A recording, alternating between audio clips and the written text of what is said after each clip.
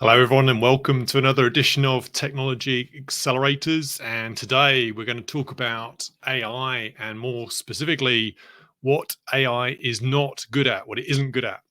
There's so much talk about how artificial intelligence or AI is the next big thing. And quite frankly, it is transformative. It is the next big technology revolution, which is going to impact and disrupt everything we do in business.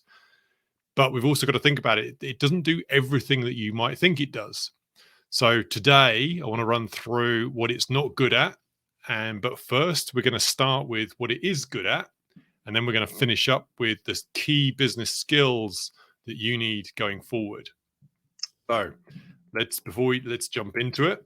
And we'll start with what AI is good at. So no doubt you've all heard about ChatGPT. A lot of you have used it. It's all over the news, and there's a lot of other AI tools out there. There's hundreds of thousands of different AI tools out there.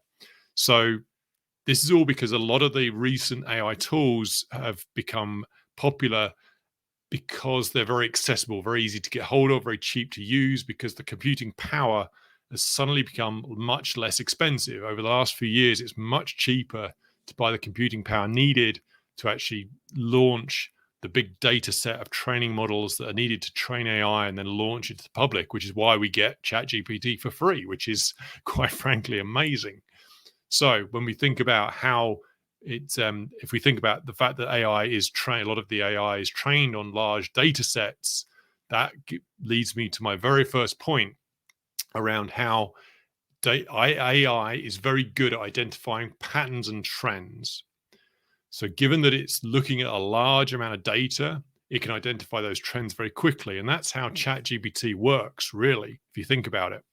It's trained on internet data, and you give it a prompt, and then it looks at what those words are related to all the other internet data, and then it creates new content based on the trends, what other people are saying on the internet, other data elements. So that's how it does it. It identifies patterns and then builds on those patterns. And then when you say, hey, this is a good answer or a bad answer in the chat GPT, that helps train the AI even more. Mid-Journey is another example of how it creates graphics from prompts. You describe the image you want it to create, and then Mid-Journey creates that image. Again, it's using prompts and also using existing images to build the new content. So it uses content to create new information. And that's why it's very, very good at identifying patterns and trends. And as you can probably predict, given it's using such a large amount of data, the next thing that AI is really, really good at is summarizing large amounts of data. It's very, very good at taking a lot of information and boiling it down into very key points. So, for example, if you have a presentation or a document, you want to identify the key points, you just paste in ChatGPT saying, summarize this book or summarize this financial standard. And it's very quick to come up with the key points, to the point where you don't even have to give it the information to start with. You just say, give me the key points about nuclear physics or explain AI, and it will come back with the key points very, very quickly, because it's very good at summarizing large amounts of data very, very quickly. And again, that's because the computing power and cost has come down so much over time. In the business world, it's where it's good at summarizing meeting notes. So if you've gone through a meeting, you've maybe used Teams, where it's summarized the meeting notes, comes up with actions very quickly, even identifies who said those actions. Again, it's very good at looking at all that information and pulling it together quickly.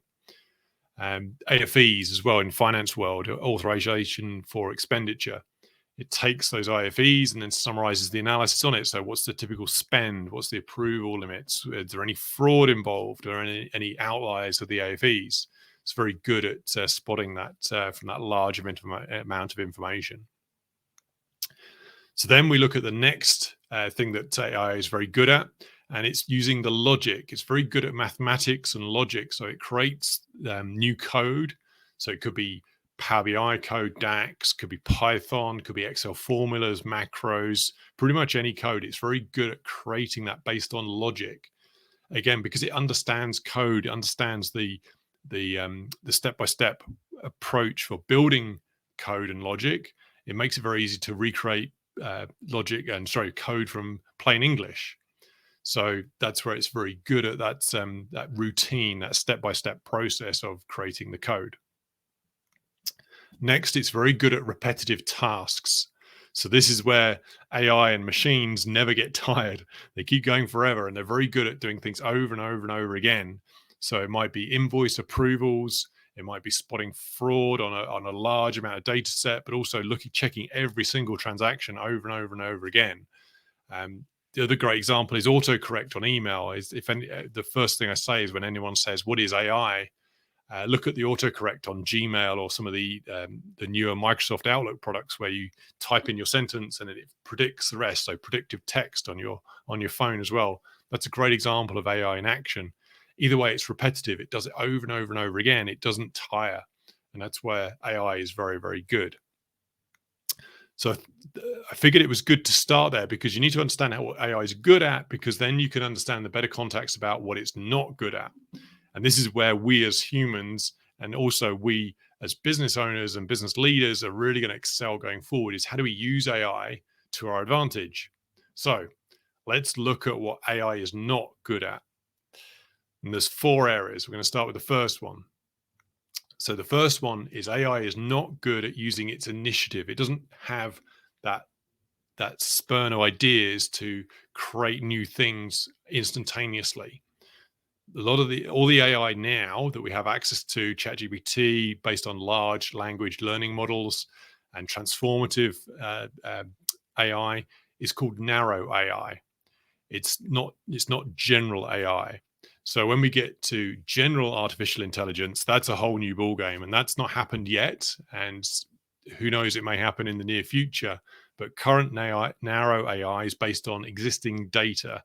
So it responds to users' inputs, responds to prompts. It's only as good as what you tell it to do. It can take that and run with it, but it can't initiate that prompt in the first place. It can't decide when to take action or initiate a conversation. It doesn't identify new opportunities. And this is where we as entrepreneurs and innovators and problem solvers, this is what we're good at: creating initiative. We decide to do something based on an idea or an excitement of trying something new. In industry and business, for example, it might be farming. For example, we use sometimes our gut instinct to do something new, and that's where the initiative comes in. And AI is not good at that. It needs a prompt, it needs a start, it needs something to be given to build on. The next of the 4 areas where AI is not good at is emotions. Not surprisingly, AI does not have that emotional connection because it is a machine. However, if anyone who've seen the film Her, with where Joaquin Phoenix's character actually falls in love with artificial intelligence, you might think that, yeah, some people may be able to actually build a relationship with AI and have that companionship. But at the end of the day, to me, it definitely feels false. It doesn't feel real. Um, Happy to have conversations with the AI. I enjoy the bouncing ideas, but ultimately, it is just a machine. It won't have that emotional connection. It won't spot when you're necessarily. It might see when you're happy or sad, but it won't always know how to totally react. It doesn't have that emotional emotional reaction. It doesn't always know how to spontaneously be happy or have gratitude, for example, or hope or kindness. These are all human emotions that make humankind so unique. So when you're in the business world, this would be around customer service. How do we make sure we provide really good customer service and we read the emotions of the people we're dealing with? When we deal with clients and stakeholders, we're reading if someone's is distracted or maybe not having the best day or maybe slightly suffering from an illness. We can then react and do that accordingly, whereas AI won't always be able to get that and often can't get that. So, for example, healthcare workers, there's definitely a future of healthcare workers because they need to care for patients. The other one I always like to draw on as an example is bartenders as well. You go to the local bar, you don't want AI serving you a drink unless you have a complex cocktail and you want the same thing every time. But what you really want is that bartender to give that flair, or at least that customer service and that human touch when you go to that bar. So then next, the third of the 4 areas is context. So this might seem a bit strange, but if you think about it, this is applying context to different situations. It's applying common sense. So AI builds on data, as we mentioned earlier. The large language models build on prompts based on data and trends and patterns that they've seen. So when it starts to get to creativity, it's limited. It can't get that context, that creativity going. So, for example, when you're building out a vision or a goal or an idea for a company, certainly AI can create some initial ideas, but then there's other outside factors which humans are much better at in terms of understanding all of the factors involved. It might be just the customer sentiment. It might be just the how the team is doing. How maybe the team has gone through a lot of change recently, so you're going to adjust your leadership style and your strategy and your vision for your company based on how the team is reacting as well. Maybe you need to give your team a break if they're tired. Again, you need to apply context to the situation in which you're working. Whereas AI is just going to say, well, given this data, here's the next step. If it doesn't have some of that data or can't apply that context to the data, it just keeps going. It also can't create art from scratch. So AI can create art. We've seen amazing artistic renderings from Mid-Journey and various other tools, but it doesn't spontaneously create art based on its emotions. And that's also a very human aspect. And the other aspect is to think about is bias and experience. So the point of AI is it does have inherent bias based on the data it's been trained with. And we also have to watch for that bias. Humans too have bias. That's just human nature in terms of how we stereotype and how we live life and look out for danger and also spot trends ourselves. But we have that generally that moral compass, that sense check for how we apply our biases in the business environment. And that's where AI would apply it in a very clean and clinical way, whereas humans have that emotional, contextual view of how we apply decision making. And then last of the four is relationships. Again, we touched on this earlier when we talked about emotions, but just to dig deeper into this one, because this is the most important. AI can never replace that human relationship, that team building, that relationship building, the stakeholder management when we're on projects or in business or leadership. This is how we create a team and work together towards that singular vision. AI is great at defining the vision, but it doesn't really bring together people with a sense of purpose. And that's where the energy comes in. We're perhaps talking to each other and showing our emotions and then showing our energy around driving towards something. And then we're connecting with people using our relationships by creating commonalities. We're seeing how people react and then we're reacting with them. We're perhaps mirroring our attitude and our reactions to them based on how they feel. Maybe they're having a bad day, so you want to show empathy. Again, you're building relationship, which is building on the other ones around emotions, initiative, and context as well. And this is a great example where AI can't do relationships. So, for example, in project management, leadership, or maybe even going out to, as I mentioned, the healthcare workers or the police force. Again, it's showing that relationship with your clients, your stakeholders, your customers, to really make sure that you deliver that good customer service. And that's what AI is not good at. So in summary, those are the four areas that AI is not good at: the initiative, the emotions, the context, and the relationships. So pulling all that together, where do we as humans, how do we use AI going forward? What are ultimately the business skills of the future? So this is where if we boil this down to say, okay, at the end of the day, AI is transformative. It's a tool to use. It's going to be vitally important that we all get to know it and learn it and make it your friend, but you need to work with it. It's a partnership. So using AI as a tool, the skills of the future are going to be business problem solving. So again, using our innovation, our entrepreneurial spirit, solving problems that are based on emotion, not just logic. So AI is very good at solving problems based on logic. Humans are very good at solving problems based on emotion and logic. This would always also mean we take leaps of faith, again, using that initiative that you mentioned earlier.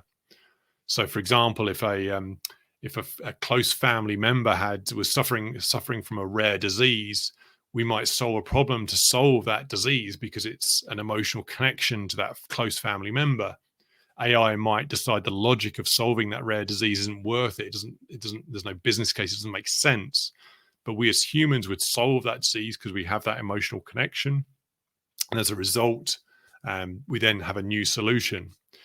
The other one is using Elon Musk and SpaceX, for example. On paper, he wouldn't have done that necessarily because it's such a big risk away from his current business model of the Tesla battery-powered cars. But then the whole SpaceX came along, and he's took a huge risk based on the problem to be solved about how do we ultimately put humans on Mars.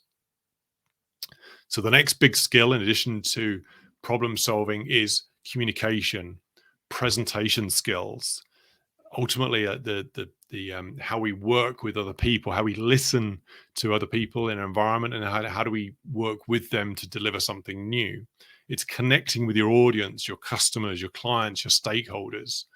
So that communication skills is very fluid. It takes a lot of initiative as well. You have to read the room and ultimately decide how you're going to respond to people. So that communication skill is something that AI can't do. But what you can do is take what AI is giving you in terms of information and then apply that, give it your style, your character, give it your flair, add a sense of humor. That whole presentation skill is, again, what makes us connect as humans. So communication skills and presentation skills are absolutely key going forward. And then next, initiative, starting something new. We talked earlier how the large language models, AI, narrow AI right now, doesn't take initiative. It needs prompts, it needs something to start it. Whereas we as humans suddenly have that bright idea, that spark. We have that get up and go. We want to try something new. We like to take a risk. We have excitement. It's novelty. So that might be a new business idea, might be a new project, or even might be just going for a walk or going on holiday to a different location or trying something new at the restaurant. So these are all taking initiative. It's starting something new, which AI is not there yet. With general artificial intelligence, it could get there. But again, this is a very human element, which when we take the initiative to use AI, that's when the real power comes into transforming our lives. And then the next one is risk taking. So again, AI is very logical. So it's going to apply very specific mathematical equations and logics to how you take risks. So humans would put emotion over rationality sometimes. We take risks. As long as they're taken within reason, that's when we start taking business risks. We do something new and there's a little bit of risk in there, which is also some excitement. So as I mentioned earlier with Elon Musk and SpaceX, that was a huge risk, different way of doing things. But again, on paper, from a business point of view, financial point of view, it wouldn't make sense. But from a human point of view, in terms of driving something new, trying something new and taking a risk, that was a very human skill, which has ultimately resulted in something amazing. And then the final of the 5 skills that I want to list for business skills of the future is teamwork. So again, how we interact with people, how we work with our fellow teammates, or how we make friends at work, how we build relationships, how do we know when to reach out, and how do we know when someone's feeling tired? It's all creating that teamwork, that collaboration to ultimately build out a business, a project, a department. It's that people working together. So AI can't do that. It's not something that it can do because we can take AI and use some of the outputs, but ultimately it's not able to put that all together to create that bigger teamwork, collaboration, and relationships that make business work together, and how ultimately we make something new. So that's my summary of what AI is not good at, also what it is good at, and also these business skills of the future. It's a hugely complex area and there's a lot of change going on. So as always, if you want to talk more about this and chat about AI, reach out to me. Always love to chat, and just send me an email, drop me a DM. And until next time, we'll see you in the next Technology Accelerator video.